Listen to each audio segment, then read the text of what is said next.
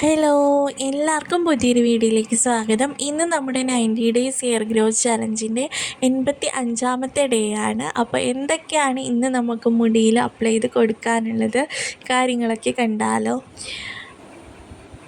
ഇന്ന് നമുക്ക് deep oiling day ആണ്. അതായത് ബാക്കിയുള്ള എല്ലാ ഡേയ്സിലും നമ്മൾ വളരെ കുറച്ച് ഓയിലായിരിക്കും സ്കാൽപ്പിലേക്കാണെങ്കിലും മുടിയുടെ ലെങ്ത്തിലേക്കാണെങ്കിലും അപ്ലൈ ചെയ്ത് കൊടുക്കുന്നുണ്ടാവുക. പക്ഷേ ഈ ഒരു ഡേയിൽ, ഈ ഒരു വീക്കിൻ്റെ എൻഡിൽ നമ്മൾ ചെയ്യുന്നത് എന്താണെന്ന് വെച്ചാൽ നല്ലോണം ഹെയർ ഓയിൽ എടുക്കുക. അത് നമ്മുടെ തലയോട്ടിയിലേക്കും അതുപോലെ തന്നെ മുടിയിഴകളിലേക്കും നന്നായിട്ടൊന്ന് അപ്ലൈ ചെയ്ത് കൊടുത്ത് ഒരു മണിക്കൂർ വെയിറ്റ് ചെയ്ത ശേഷം ഹെയർ വാഷ് ചെയ്യും. ഹെയർ വാഷ് ചെയ്യുന്ന സമയത്ത് നമ്മൾ ഈ ഒരു വീക്കിൽ ഷാമ്പു യൂസ് ചെയ്തിട്ടേ ഇല്ല. അപ്പോൾ അതുകൊണ്ട് തന്നെ നമ്മളിന്ന് നന്നായിട്ട് ഓയിലും വെക്കും, അതുപോലെ തന്നെ ഷാമ്പു ഇട്ടിട്ട് ഇത് നന്നായിട്ടൊന്ന് ക്ലെൻസ് ചെയ്ത് കളയുകയും ചെയ്യും കേട്ടോ. അപ്പോൾ അതാണ് ഇന്നത്തെ ഡേയിൽ നമുക്ക് ചെയ്ത് കൊടുക്കാനുള്ളത്. അപ്പം ഞാനിപ്പം ഓയിലായിട്ട് എടുത്തിട്ടുള്ളത് നമ്മുടെ ആ ഒരു അകാല നരയ്ക്ക് വേണ്ടിയിട്ട് ഉണ്ടാക്കിയിട്ടുള്ള ഓയിലാണ്. അപ്പം ഞാനിത് എന്താ പറയുക, ആ ഒരു ഓയിൽ ഉണ്ടാക്കിയതിന് ശേഷം ഞാൻ ആ ഒരു ഓയിൽ തന്നെയാണ് അപ്ലൈ ചെയ്ത് കൊടുത്തുകൊണ്ടിരിക്കുന്നത്, അല്ലെങ്കിൽ ഞാൻ യൂസ് ചെയ്യുന്നതെന്ന് പറയാം. അപ്പോൾ അതിൻ്റെ എൻ്റെ റിസൾട്ട് ഞാൻ പറയാം കേട്ടോ, എങ്ങനെയൊക്കെയാണ് എനിക്കത് വർക്കായതെന്ന് പറയാം. എനിക്ക് ആ ഒരു സമയത്ത് പനി കാര്യങ്ങൾ, ജലദോഷം കാര്യങ്ങളൊക്കെ വന്ന സമയത്ത് ഞാൻ ആ ഒരു ടൈമിലാണ് ഈ ഒരു ഓയിൽ ഉണ്ടാക്കിയിട്ടുണ്ടായിരുന്നത്.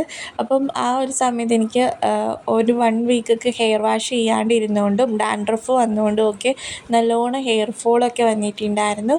അപ്പം ഞാൻ ആ ഒരു ഇത് കഴിഞ്ഞതിന് ശേഷം ഈ ഒരു ഹെയർ ഓയിലാണ് സ്റ്റാർട്ട് ചെയ്തിട്ടുണ്ടായിരുന്നത്. എനിക്ക് മുടി കൊഴിച്ചിൽ ആ ഒരു സമയത്ത് നല്ലോണം മുടി കൊഴിഞ്ഞിരുന്നെങ്കിൽ ഈ ഒരു ഓയിൽ യൂസ് ചെയ്ത് തുടങ്ങിയ പിന്നെ എൻ്റെ മുടി കൊഴിച്ചിൽ സാധാരണ നമുക്ക് എത്ര കൊഴിയോ അത്രത്തോളമേ ഉള്ളൂ, ഒരു 10 മുടി അത്രയൊക്കെ എൻ്റെ മുടി കൊഴിയുന്നുള്ളൂ. ആ ഒരു ഹെയർ ലോസ് കംപ്ലീറ്റ് ആയിട്ട് സ്റ്റോപ്പായി എന്ന് പറയാം. അതുപോലെ തന്നെ എനിക്ക് തോന്നിയൊരു മാറ്റം എന്ന് പറയുന്നത്, നമുക്കൊരു ഹെയർ ഓയിൽ എങ്ങനെ വർക്കായി എന്നറിയാൻ പറ്റണതെന്ന് വെച്ചാൽ നമ്മുടെ മുടിയുടെ ലെങ്ത്ത് വരേക്കും അത് നല്ല സോഫ്റ്റായിട്ട് കിടക്കും കേട്ടോ. ആ ഒരു ഓയിൽ യൂസ് ചെയ്ത് നിങ്ങൾ തുടങ്ങിക്കഴിഞ്ഞാൽ നിങ്ങളുടെ മുടിക്ക് ആ ഒരു നൗറിഷ്മെൻറ്റ് കറക്റ്റായിട്ട് കിട്ടിയിരിക്കും. ആ ഒരു ഹെയർ ഓയിലിൻ്റെ ബെനിഫിറ്റ്സ് നിങ്ങളുടെ മുടിയുടെ ലെങ്ത് വരേക്കും ആ ഒരു ഇത് നമുക്ക് വിസിബിളായിട്ട് അറിയാൻ പറ്റും. അതാണ് നിങ്ങൾക്ക് ആ ഒരു ഹെയർ ഓയിൽ വർക്കായോ ഇല്ലയോ എന്നുള്ള കാര്യം മനസ്സിലാക്കി തരുന്നത് കേട്ടോ. അപ്പോൾ എൻ്റെ മുടിക്ക് ആ ഒരു മാറ്റം നന്നായിട്ട് ഫീൽ ചെയ്യുന്നുണ്ട്. അപ്പം അതാണ് എൻ്റെ ഒരു അപ്ഡേറ്റ്സ് എന്ന് പറയുന്നത് കേട്ടോ. അപ്പോൾ അതിന് ശേഷം ഞാൻ ആ ഒരു ഹെയർ ഓയിലൊക്കെ അപ്ലൈ ചെയ്ത് കൊടുത്തതിന് ശേഷം നമ്മുടെ ഇന്നത്തെ ഷാമ്പു കാര്യങ്ങളൊക്കെ ഒന്ന് ഉണ്ടാക്കാൻ തുടങ്ങിയിട്ടുണ്ടായിരുന്നു.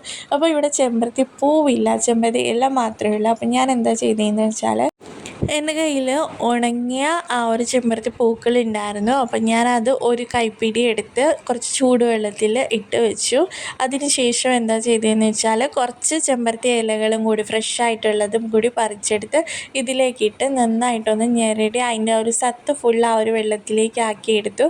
അതിന് ശേഷം കുറച്ച് നമ്മുടെ ആ ഒരു കടലമാവും കൂടിയിട്ട് അതിലേക്ക് ആഡ് ചെയ്ത് കൊടുത്തിട്ട് നല്ലൊരു ഷാമ്പു കൺസിസ്റ്റൻസി ആക്കിയെടുത്തു കേട്ടോ. അത് നന്നായിട്ടൊന്ന് അരിച്ചെടുത്തിട്ട് ഷാമ്പൂവിൻ്റെ ഇതിലാക്കി എടുത്തു. എന്നിട്ട് ഇപ്പോൾ ഹെയർ വാഷ് ചെയ്യുകയാണ് കേട്ടോ. 1 മണിക്കൂർ വെയിറ്റ് ചെയ്തിട്ടുണ്ടായിരുന്നു. അതിന് ശേഷമാണ് ഇപ്പോൾ ഹെയർ വാഷ് ചെയ്യുന്നത്. അപ്പോൾ ആദ്യം കുറച്ച് വെള്ളം ഒഴിച്ചു കൊടുത്ത് അതിന് ശേഷം നമ്മൾ ഷാമ്പൂ ഇട്ട് നന്നായിട്ടൊന്ന് സ്കാൽപ്പും മുടിയുടെ ലെങ്ത്തും ഒക്കെ ഒന്ന് ക്ലീൻ ആക്കി എടുക്കുകയാണ്. അപ്പം ഇതാണ് ഇന്നത്തെ ഡേയിൽ നമുക്ക് ചെയ്ത് കൊടുക്കാനുള്ള കാര്യങ്ങളെന്നൊക്കെ പറയുന്നത്.